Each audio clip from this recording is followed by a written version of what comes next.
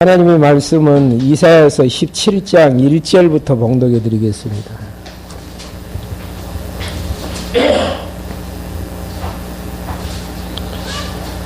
이사야서 17장 1절입니다. 다마스쿠스에 대한 경고이다. 보아라, 다마스쿠스는 성읍을 이루지 못할 것이며 폐허더미가 될 것이다.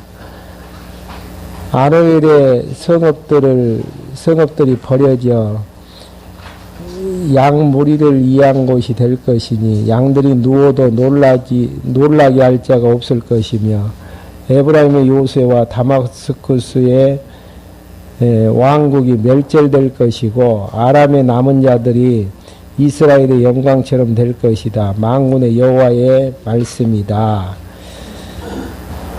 3절까지 봉독해 드렸습니다. 방금 봉독해 드린 17장부터의 내용은요, 다메섹에 대한 경고입니다. 지금 이제 이사야 선지자가 유다를 대상으로 해가지고 여호와 하나님께서는 모세와 언약하셨던 대로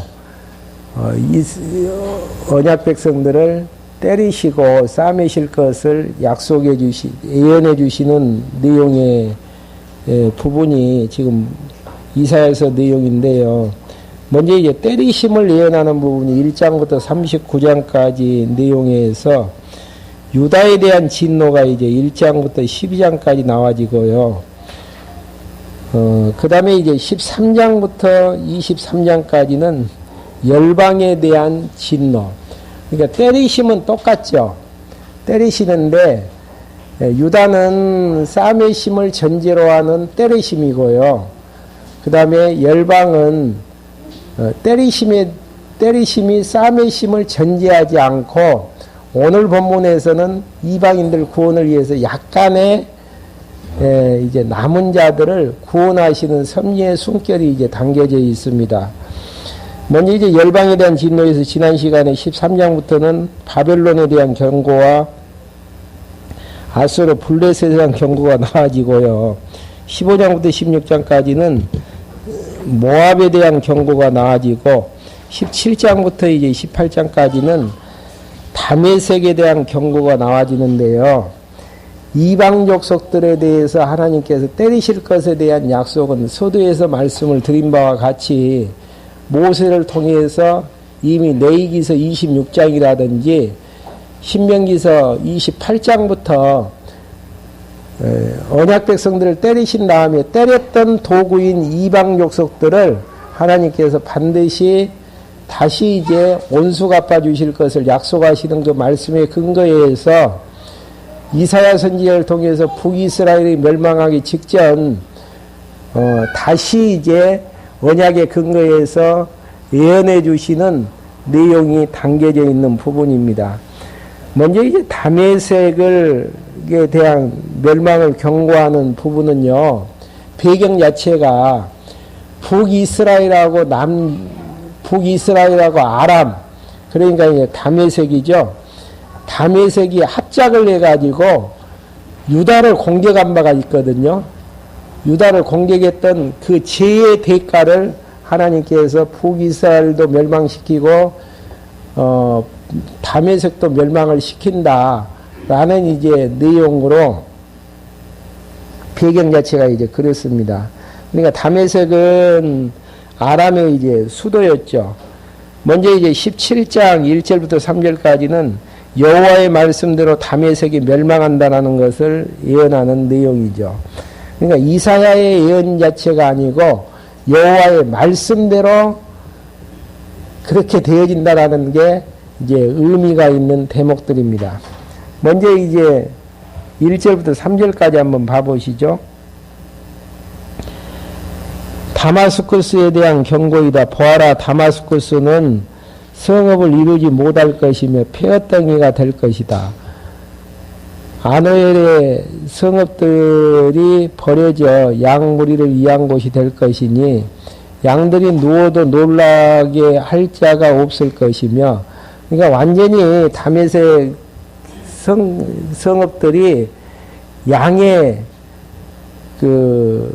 무리들이 이제 누울 곳이 됐다라는 이야기는 폐허가 됐다라는 이야기죠. 사람이 살지 못하는 폐허가 됐다라는 이야기. 에브라임의 요새와 에브라임은 북이스라엘을 지칭하는 부분이죠. 다마스쿠의 왕국이 멸절될 것이고 아람의 남은 자들이 이스라엘의 영광처럼 될 것이다. 만군의 여호와의 말씀이다. 그러니까 선지서에서 중요한 용어 한 가지가요. 만군의 여호와의 말씀이다.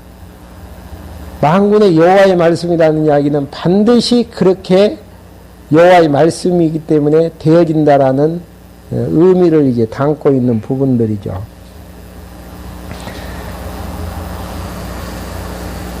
실제로 나중에 배경들은 이야기하게 되어지고요. 4절부터 8절까지는 북이스라엘의 쇠약해진 모습과 이제 태도에 대한 예언이 나와집니다.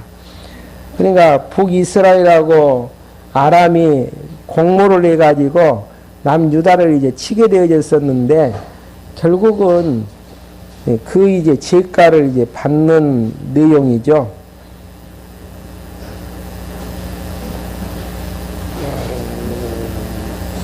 조금 더 분해를 하게 되어지면 4절부터 6절까지는 이사야 선지자가 북쪽 이스라엘의 쇠약한 모습들을 예언하게 되어지는 장면이죠.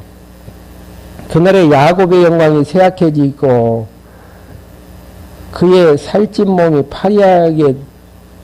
파리해질 것이니 마치 추수하는 자가 곡식을 모으고 그 손으로 이삭을 베는 것과 같고 느바인 골짜기에서 이삭을 준 것과 같을 것이다. 그러나 그곳에 줄 것이 남아있을 것이니 올리브 나무를 흔들면 가장 높은 꼭대기에서 2-3개 열매가 남은 것과 같이 열매가 많은 가지에는 4-5개의 열매가 남은 것과 같을 것이다. 여호와 이스라엘 하나님의 말씀이다. 그러니까 야곱의 영광이 이제 쇠약해진다라는 거, 북이스라엘이 이제 쇠약해져서 망하게 될 터인데, 나라는 망하지만은 남은 자는 약간 남기게 될 것이다라는 의미로 이제 이야기하는 부분들이죠.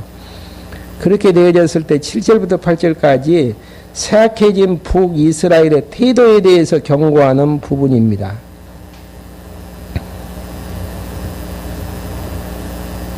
그날이라는 것은 여호와께서 진노하시던 날에 사람이 자기를 지으신 분들을 쳐다보고 그 눈은 이스라엘의 거룩하신 분을 바라볼 것이며 그는 자기 손으로 만든 제단을 쳐다보지도 않고 자기 손가락으로 만든 것 곧 아세라나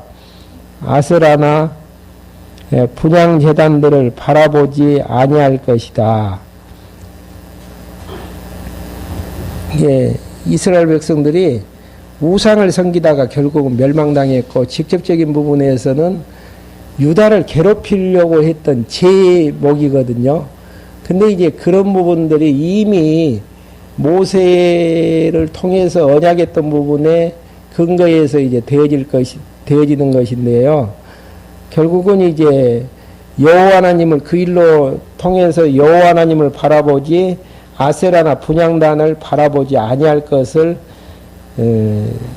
예언하는 부분들입니다. 그러니까 멸절 이후 결과가 어떻게 될 것인가에 대한 답도 이제 하나님께서 내놓으시죠. 그 다음에 이제 9절부터 11절까지 서겁들이 황폐케 된 까닭과 그 결과에 대해서 예언하게 되어지는 장면이죠. 그날에 너희 견고한 성읍들이 버려진 숲풀처럼 이스라엘 자손들 앞에서 그들이 버려진 산 꼭대기같이 황폐케 될 것이니 이는 내가 내 구원의 하나님을 잊어버리고 내가 피할 바위를 기억지 않았기 때문이다. 그러니까 기억하지 않았다. 첫 시간에는 사사기 그 사무엘상에서는 잊어버렸다라는 거, 기억하지 않았다는 거나 잊어버렸다라는 이야기는 구원하신 하나님을 잊어버리고 피할 바위가 이제 여호와 하나님이신데 기억하지 않았다라는, 그러므로 비록 내가 가장 좋은 나무를 심고 이방인의 나뭇가지로 접붙이며 내가 심은 그날의 울타를 두르고 내가 아침에는 씨가 잘 자라게 하였으나 슬픔과 심한 고통의 날에 수확물이 다 사라질 것이다. 씨 뿌리고 모든 것들을 잘 관리했어도 하나님께서 심판하시는 날 수확물이 다 사라지게 될 것이다라는 거.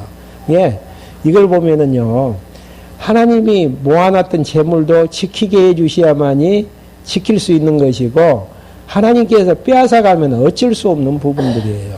왜 그러냐면은 물질의 주인이 주님이시죠. 하나님이시기 때문에. 창세기를 봐도 이제 야곱과 나반과의 관계를 보게 되어지면은 나반이 야곱의 재물들을 품삯까지 다 빼앗았지 않습니까? 근데 결국은 20년이 지나간 다음에 어떻게 이제 결과가 나아지는가? 야곱에게 야곱의 목은 다 돌아오게 되어지는. 내가 관리하고 안 한다 그래서 내 것 되어지는 게 아니에요. 하나님께서 허락해 주셔야만이 되어질 것인데 여러 가지 울타리를 두르면서 씨를 잘 자라게 했으나 어떻게 되어질 것인가? 슬픔과 심한 고통의 날에 수확물이 다 사라지게 되어지는. 하나님께서 진노하시면 어쩔 수 없다라는 거. 슬프다 많은 민족이 소동하니 마치 바다가 뛰노는 것 같이 소동하며 열방이 요란하니 마치 큰 물이 밀려오는 것처럼 요란하구나. 열방이 많은 물처럼 요란할지라도 주께서 그들을 꾸짖을 것이니 산에서 바람에 날리우는 겨 같고 또한 폭풍 앞에 날아가는 먼지 같을 것이다. 보아라 저녁에 공포가 닥칠 것이며 아침 전에 그것이 없어질 것이니 이것이 우리를 탈취하는 자의 분깃이며 우리를 약탈하는 자의 목이라는 것. 그러니까 이제 13절부터 4절까지는 유다 백성을 노려간 많은 민족들이 멸망을 예언하게 되어지는. 그러니까 열방 다메섹이 멸망당하는 걸 통해서 그 이유에 대해서는 유다와 관계되는 부분들이 많죠. 언약 백성들하고 연관을 지어서 하나님께서 그들을 이제 진멸케 하시는 내용인데요. 그 이유는 어떻게 되어지는가? 하나님께서 모세와 약속하셨던 그 약속에 기인한다라는 거. 그러니까 이사야서 공부한다 그래서 이사야서만 공부하셔도 안 되어지죠. 모세 오경에 대한 언약 부분을 알지 못한 상태에서는 답을 얻을 수가 없습니다.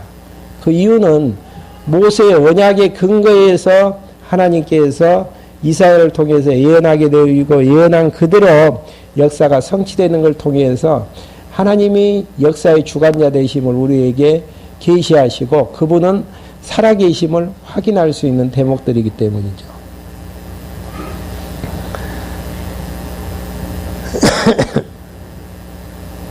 그 다음에 이제 18장 1절부터 7절까지는요, 구스의 사자를 거절하며 아수르의 패망과 결과를 예언하는 부분입니다. 구스하고 유다 민족하고 관계의 배경은요, 다른 내용이 아니고, 히스기야 왕 때에 아수르 왕이 침공을 했거든요, 유다 왕을. 그때 이제 구스 왕이 그 사실을 보내가지고 도와주겠다. 그렇게 히스기야에게 요청을 해요. 근데 그것을 이제 거절했던 그런 이제 배경들이 있습니다. 그리고 이제 여호와 하나님을 의지해서 이기게 되어지는 내용인데요. 그러한 이제 부분들이 열왕기하 18장 28절부터 31절까지 보면은 아수르가 쳐들어와서 우리가 이제 이긴다라는 망언을 하게 되어지는 장면들이 나아지고요. 열왕기하 19장 14절부터 19절까지 보면 히스기야가 여호와 하나님을 의지하면서 기도하는 내용이 나아져요. 그리고 이제 19장 열왕기하 19장 35절부터 37절까지는 기도함으로 하나님을 의지해서 아수르를 이제 물리치게 되어지는 이런 장면들인데요. 구스 왕이 유다와 함께 아수를 대항하여 싸우려 했던 사실들은 열왕기 하 19장 9절에 보면 나와집니다. 한번 확인 한번 하고 넘어가죠. 그 내용만. 열왕기 하 19장 9절.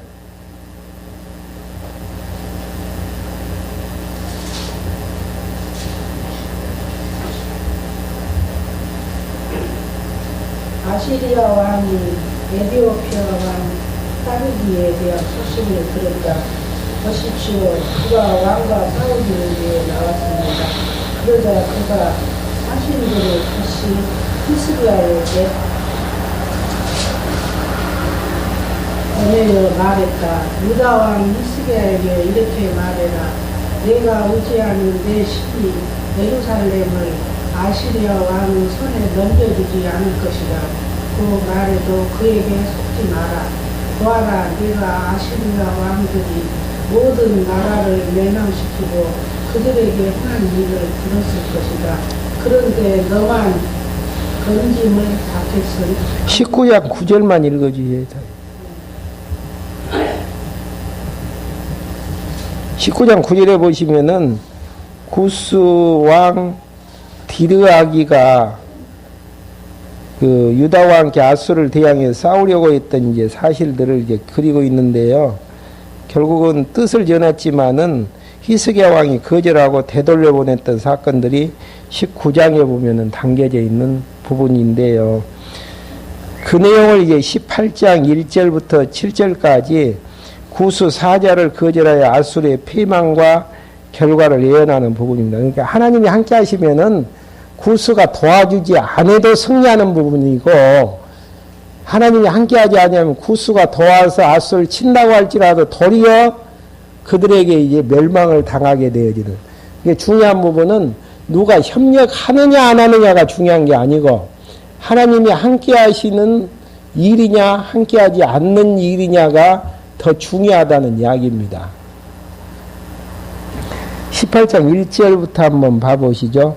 슬프다 에디오피아의 구스를 이야기하죠. 강 건너편 날개치는 땅아, 갈대배를 물 위에 띄어 바다로 사절들을 보내는 자들아, 너희 재빠른 사신들아, 키가 크고 피부가 매끄러운 민족 곧 온근의 백성들에게 두려움을 주며 강들로 나누어진 땅에서 사는 강하여 적을 짓밟은 민족에게로 가라.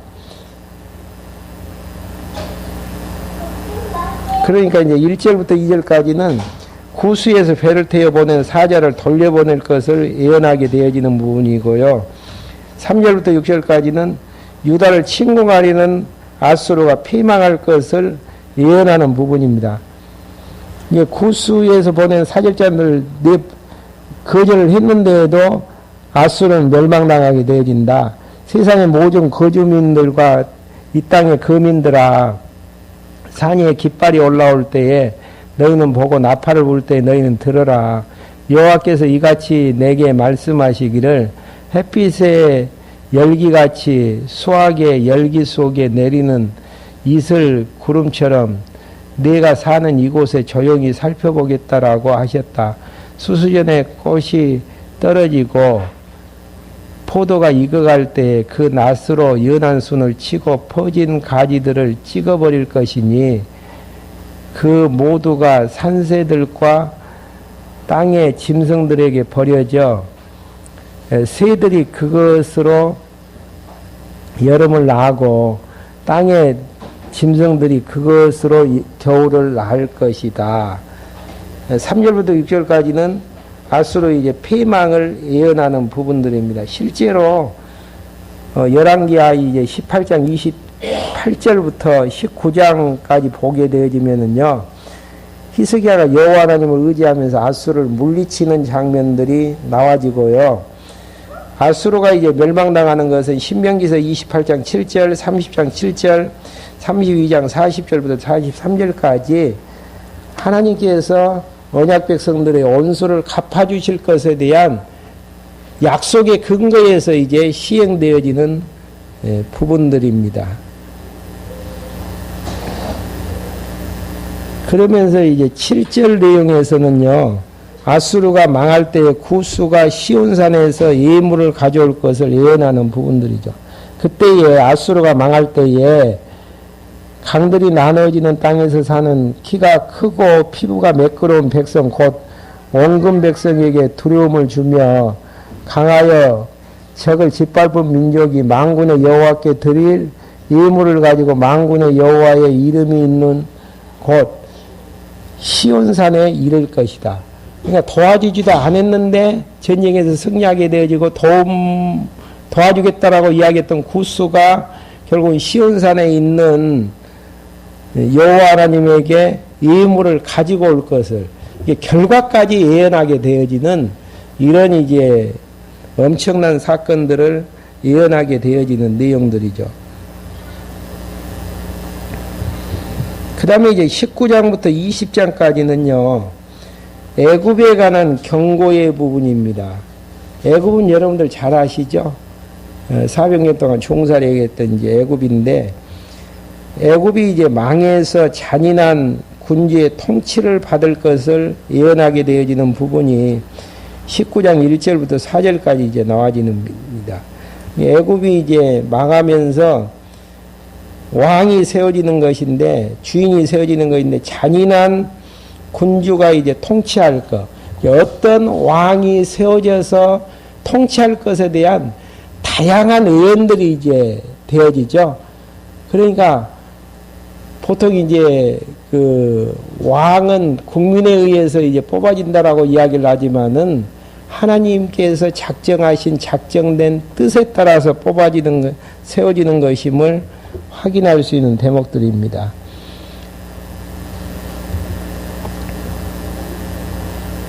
먼저 1절 한번 봐보실게요. 이집트에 대한 경고이다. 보아라, 여호와께서 빠른 구름을 타고 이집트로 오신다.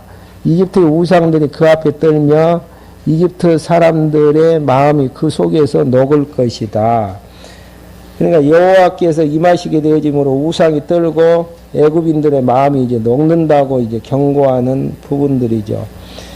그 다음에 이제 여호와께서 애굽인을 멸망하시는 방법과 결과에 대해서 2절, 3절에서 이야기를 해요.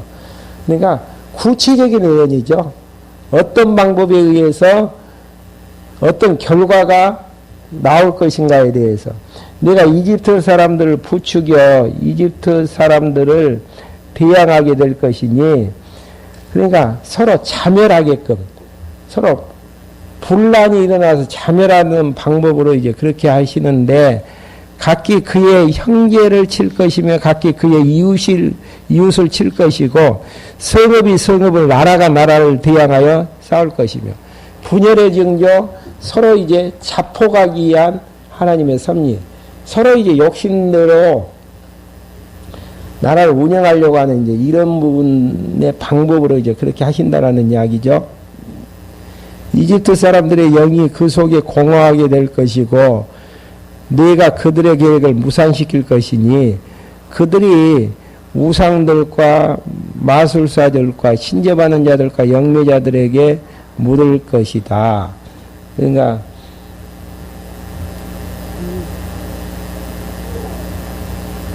결국은 이제 서로 자멸하게 되어지면서 거짓 영을 섬기는 마술사들, 신접한 자들에게 이제 서로 묻게 될 것을 결과까지 이야기를 하게 되어지죠. 그러면서 4절에서는 애굽인을 포악한 왕이 치리하도록 하실 것을 이야기합니다. 그렇게 이제 망한 다음에 이제 왕은 잔인한 이제 군주가 이제 세워질 것임을, 네가 이집트 사람들을 잔인한 군주의 손에 넘길 것이니 포악한 왕이 그들을 다스릴 것이다. 주 만군의 여호와의 말씀이다. 반드시 그렇게 되어진다라는 거. 그러니까 우리가 나라 걱정 많이 하고 있잖아요. 대통령 누가 세우죠? 하나님이 세우셔요. 서민들을 힘들게 하는 대통령, 그 다음에 편안하게 하는 대통령, 어떤 왕을 세우느냐에 따라서 달라진다라는 이야기예요. 힘들게 살게 만드시려면은 서민들을 힘들게 하는 대통령을 세울 것이고, 편안한 왕을 편안하게 하시려면은 통치를 잘하는, 서민들의 아픔을 잘하는 대통령을 세울 것이고, 아무리 이 사람이 세워졌으면 좋겠다라고 이야기를 해도 하나님께서 하시는 것 어느 누구도 막을 수 없다라는 거. 그러니까 애굽을 무너뜨리시고 어떤 왕을 세워서 통치하는가? 포악하고 잔인한 왕을 하나님께서 세우셔서 그들을 다스리게 하시는데, 이게 반드시 되어진다라는 이야기는 무슨 이야기냐면은 여호와의 말씀이기 때문에 땅에 떨어지지 아니고 그렇게 되어진다라는 거. 그러면서 5절부터 10절까지 한죄로 인해 산업에 종사하는 자들이 처참함을 예언하게 되어지는 장면이죠. 물이 바다에서 마르고 강이 잦아들어서 바싹 마를 것이며, 가뭄든다는 이야기죠. 강이 악취를 풍기고 이집트의 나일강에 물이 마르고 갈대와 골풀도 시들을 것이며, 나일강 옆 나일강 가장자리가 벌거숭이가 될 것이며, 나일 강가에 심은 것이 다 마르고 나라가 사라질 것이며, 어부들이 슬퍼 탄식할 것이다. 물이 있어야 고기가 놀고, 고기가 있어야 어부들이 생업을 이어갈 수가, 고기 잡아서 생업을 이어갈 수가 있는데, 물이 이제 말라지는 한계가 이제 닥치게 되어지므로 결국은 이제 어부들이 슬퍼하고 탄식한다라는 거. 나일강가에 낚시를 던지는 자가 다 그러할 것이고, 물 위에 그물을 던지는 자도 시들해질 것이며, 배를 짜는 자들과 무명을 짜는 사람들이 부끄러워할 것이며, 이집트의 기초들이 부서지고 모든 품꾼들이 마음에 상심할 것이다. 기본 경제적인 틀 자체가, 나라의 기본 틀 자체가 무너지게 되어지는 이런 이제 장면들. 이게 이런 부분들이 다 구체적이잖아요. 하나님의 계획 가운데 있다라는 이야기고, 하나님께서 이러한 방법을 통해서 무너지게도 하고 멸망당하게도 하고, 결국은 뭡니까? 구체적으로 예언하는 것은 첫 시간에도 말씀해 드렸듯이 하나님이 하신다. 무엇에 근거해서요? 언약과 예언의 근거해서. 왜 그렇게 하시죠? 하나님이 살아계신 여호와 되심을 우리에게 알게 해서 우리에게 경외케 하시려는 하나님의 섭리의 손결입니다. 지금 애굽 멸망을 왜 배워야 돼요? 권사님? 우리는 우리나라에 대한 내용들만 배우면 되잖아요. 이스라엘 민족 성민이 애굽에 하나님께서 처음해갖고 또 하나님께서 또 40년 동안 거기서 살게 하시다가 했지만 그거가 적나라니까 망하겠죠. 이렇게 언약하고 언약대로 예언을 해서 망하게 하시는 분이 하나님이시고, 지금 몇천 년이 지나간 다음에도 현대사를 작정하신 대로 역사를 섭리하시는 분이 하나님이시라는 사실들을 알게 하시려는. 그러니까 성경을 배우는 의미는 하나님이 어떠한 분이신가를 알길 원하는 부분들이죠. 그 하나님을 알았을 때야만이 나라는 존재가 어떠한 존재이고, 내 눈앞에서 펼쳐지는 역사가 어떻게 진행되어진가에 대한 해답을 얻을 수가 있기 때문이죠. 그러니까 애굽의 역사가 중요한 것이 아니고, 애굽의 역사를 언약하시고 언약대로 예언하신 대로 역사를 섭리하시는 그 하나님이 지금 한국사를 섭리하신다라는 이야기예요.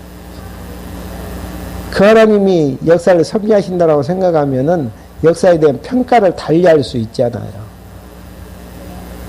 아무리 몸부림쳐도 하나님이 정리하신 뜻대로 되어진다라는 것들을 확인할 수 있는 대목들이죠.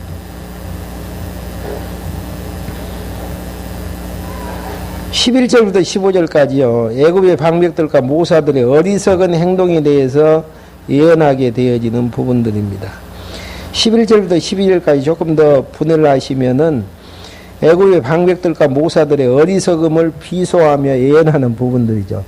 비유서요, 지금 11절부터요.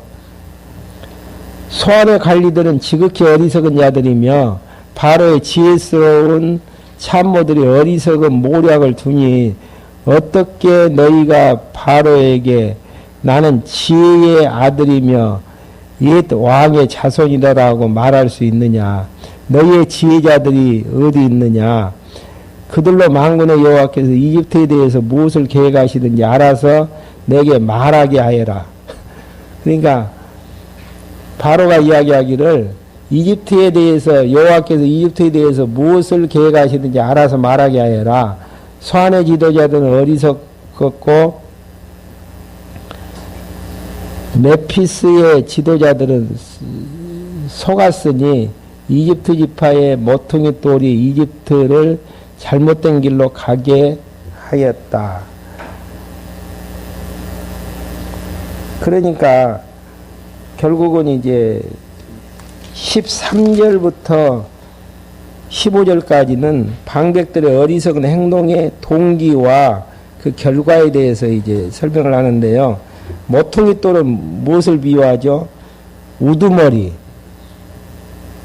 결국 그 혼란한 여호와께서 14절에 보시면은 그 가운데 혼란한 영을 섞으셔서 그들이 모든 일에 이집트를 잘못된 길로 가게 하셨으니 마치 술 취한 자가 토하면서 비틀거리는 것과 같다.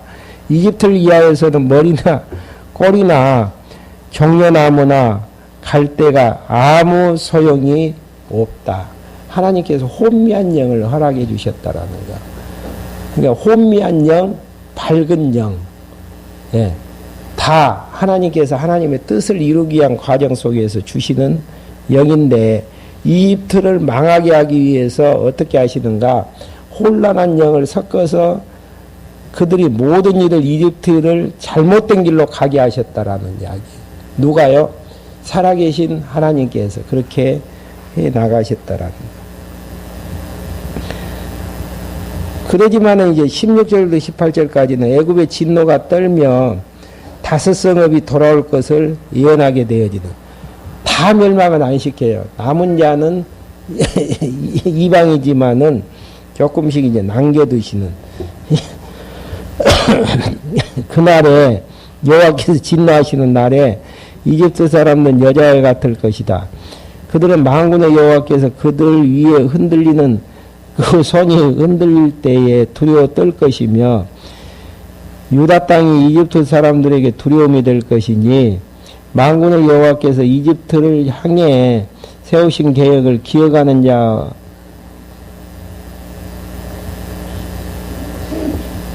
자마다 두려워 떨 것이다.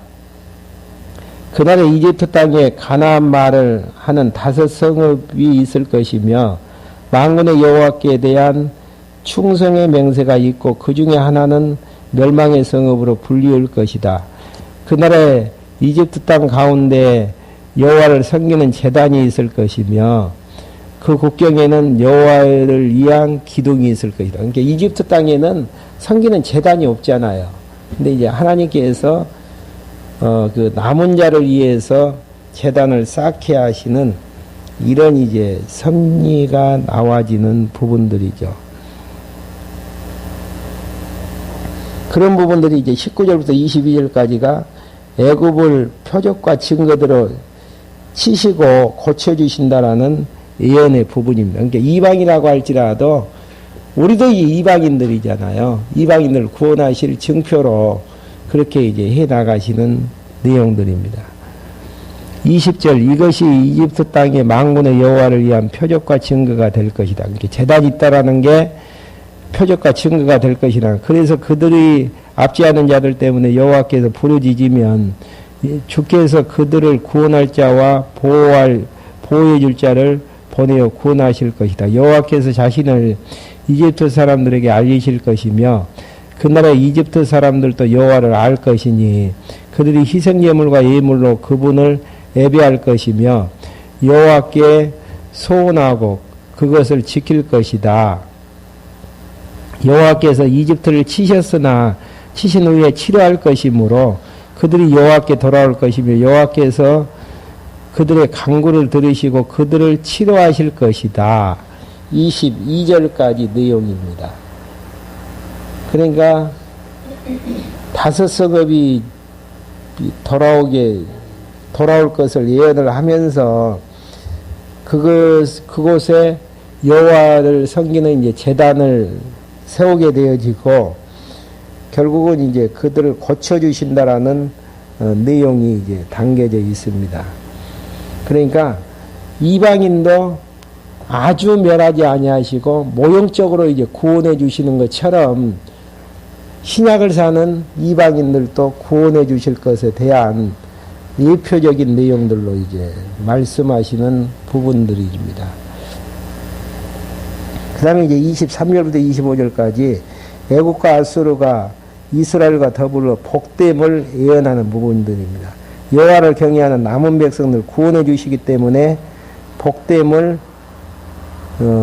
이제 예언하는 부분들이죠. 23절 한번 봐보죠. 그날에 이집트에서 아수르로 통하는 대로가 있어 아수르 사람들이 이집트로 가고 이집트 사람들은 아시리아로 갈 것이며 이집트 사람이 아시리아 사람과 함께 경배할 것이다. 그날에 이스라엘이 아시리아와 이집트와 함께 있어 이 세 나라가 세계 중에 복이 될 것이며 만군의 여호와께서 그들에게 복을 주시며 말하기를 내 백성 이집트 내 손으로 만든 아시리아 내 유업 이스라엘에게 복이 있으라 하실 것이다. 나라는 망해요. 그러지만은 이방인들과 선민 가운데에서 결국은 여호와를 경외한 자가 나올 것임을 왜 이제 이런 예언이 가능하죠? 이미 하나님께서 천지만물을 창조하시기 전에 작정하신 작정 프로그램이 있기 때문에 창세전에 선택한 자가 있고 유기된 자가 있기 때문에 가능한 부분들이에요. 그러니까 믿고 안 믿고에 대한 해답은 선택받았느냐 유기된 자냐에 따라서 달라집니다. 하나님에 의해서 이미 결정이 돼버려요. 태어나기 전부터. 예. 이방 족속이라고 해서 다 멸망당하는 건 아니에요. 나라는 멸망당하지만은 북이스라엘 포함해서 나라는 멸망당하지만은 남은 자는 선택한 남은 자는 경배하는 자로 남겨두시는 하나님의 섭리의 숨결. 그 다음에 이제 20장 1절부터 6절까지는요, 애국과 구스가 예표와 징조대로 멸망할 결과를 이제 예언하게 되어지는데요. 먼저 이제 이사야 선지자가 옷과 신을 벗고 행하여 애국과 구스에 대한 예표와 징조를 보여주는 내용이 1절부터 3절까지 나와 있습니다. 아시리왕 사르곤이 아스돗으로 군사병관을 보내니 그가 가서 아스돗과 싸워 그곳을 점령할 해였다. 그때 여호와께서 아모치 아들 이사야에게 말씀하시기를 가서 내 허리에서 베옷을 풀고 내 발에서 신을 벗어라 하시니 이사야가 가서 그대로 하고 맨몸과 맨발로 다녔다. 그때 여호와께서 말씀하셨다. 내 종 이사야가 3년 동안 맨몸과 맨발로 다녀 이집트와 에디오피아를 향한 표적과 기사가 된 것 같이 아시리아 왕이 이집트의 포도들과 에디오피아의 사로잡힌 자를 끌고 갈 때에 젊은이와 늙은이가 맨몸과 맨발인 채로 엉덩이를 드러내어 이집트의 수치가 될 것이다. 그러니까 이제 예언을 하는데 말씀으로 예언하는 거 아니고 맨몸과 맨발로 이사야 선지자가 예언을 하거든요. 그 예언대로 어떻게 될 것인가? 아시리아 왕이 이집트 포로들과 에디오피아에 잡힌 자들을 끌고 갈 때에 결국은 나이든 자나 젊은 자가 맨몸과 맨발로 엉덩이를 드러내고 수치를 당할 것이에요. 구체적으로 어떠한 모습으로 이제 폐망의 길을 걷는가에 대해서 예언하는 부분이죠. 앞부분에서는 남은 자는 구원을 받고 경배함을 받을 것에 대한 예언이었고요. 그 다음에 이제 끌려가는, 멸망당해서 끌려가는 모습은 맨몸과 맨발로 되어질 것을 그 이사야가 그대로 이제 예언하게 되어지는 부분들입니다. 6절까지 해버리죠. 에티오피아에 기대를 걸고 이집트를 자랑하는 사람들이 실망하고 부끄러워할 것이다. 그러다 보니까 이제 에티오피아를 기대했던 자들이 또 이집트를 자랑했던 이제 사람들이 실망하고 부끄러워한다는 거예요. 왜 그러냐면 맨몸과 맨발로 포로가 되어서 가기 때문에. 그나라 해변의 주민들이 말하기를, 보아라, 우리가 믿던 나라 곧 아시리아 왕에게서부터 벗어나기를 바라고 달려가 도움을 구했던 나라가 이렇게 되었으니 우리가 어떻게 피하겠느냐라고 할 것이다. 그러니까 아수르가 강국이었거든요. 그 강국을 믿었고 의지했던 그런 이제 의지의 세력들을 하나님께서 무너뜨려 버린다라는 이야기는 누구만 의지하고 경외하라는 이야기죠. 살아계신 여호와 하나님만을 그렇게 이제 하라는 내용으로 이제 확인할 수 있는 부분들입니다. 여기까지 해서 이제 애국과 구수가 이제 징교대로 이제 멸망당하는 모습들을 그리게 되어졌고요. 다음 시간에는 21장부터 이제 전개되어지는 기타 이방에 대한 경고. 기타 이방에 대한 경고도 신명기서 말씀의 근거에 의해서 결국은 이제 온수 갚아주는 일들이에요. 그리고 이제 예언대로 그렇게 하신다라는 이야기는 하나님의 이제 살아계심을 보여주기 위한 역사의 부분들입니다. 여기까지 했는데요. 질문 있으시면 질문해 주시고 없으시면 마무리 짓겠습니다. 그러니까 정리를 하다 보면은 북이스라엘과 이방 족속들은 망해요.